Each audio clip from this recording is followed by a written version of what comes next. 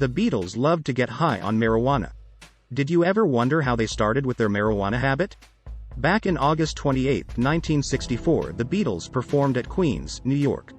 After their concert, they were brought to the other side of town in Manhattan. A journalist was successful in setting up a meeting with Dylan at his Manhattan hotel suite on Park Avenue. It would be a meeting between two iconic figures of the time who would later develop a special bond that would be remembered forever. The Freewheelin' Bob Dylan and the Times They Are A-Chongin', Dylan's stunning album from the time, had just been released, and he had established himself as a legendary figure unmatched by anyone who had come before him. The Beatles, in contrast, continued to produce #1 hits with unnerving proficiency, but the introduction of Dylan had caused them to feel as though they needed to step up their game and begin writing on a deeper level. It's one of the main motives behind the group's initial desire to meet Dylan. The Beatles wanted to pick his brains and share their own thoughts. It was undeniably a star-studded event. However, whether you're a star or not, the first time you meet someone can be a little awkward. That's why Dylan brought his go-to green icebreaker. Ringo Starr lit the joint quickly and went about his business, but he didn't share it with anyone else because he didn't seem to be aware of standard spliff politics.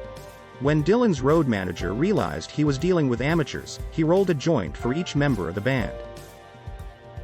In 2012, Ringo told the logical conclusion of the tale to late-night TV host Conan O'Brien, saying, "We got high and laughed our asses off." Paul said, "It was a crazy honor to meet him, and we had a crazy party the first night we met." McCartney recalled the evening in vivid detail in a 1990s band documentary that included all three of the Fab Four still alive. "I thought I'd found the meaning to life that night." Macca would then delve into further detail as he recounted in an animated style how he stumbled upon the meaning of life that he thought was going to change the world forever, adding, "I went around trying to get our roadie to get us some paper and a pencil, and I've got it." Mal was a little disoriented and had trouble finding a piece of paper and a pencil, but eventually at the end of the night he did, and I wrote down my message for the universe. I told Mal to keep it in his pocket, and he did. Thanks to the drugs he took the previous night, McCartney's entire night was a blur. When he woke up, Mal Evans reminded him of what he had learned the previous night. They had finally discovered the meaning of life. He said, "Here Paul, do you want to see that?" the following morning. And I asked, "What?" He replied, "That piece of paper," to which I replied, "Oh, yeah. There are 7 levels."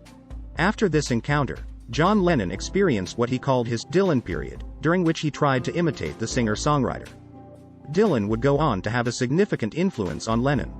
George Harrison and Bob Dylan grew close after the Beatles split up and even co-founded the Traveling Wilburys.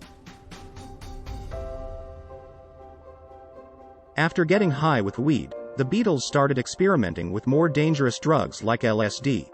So that's how the Beatles first began smoking marijuana. Thank you. Please like and subscribe.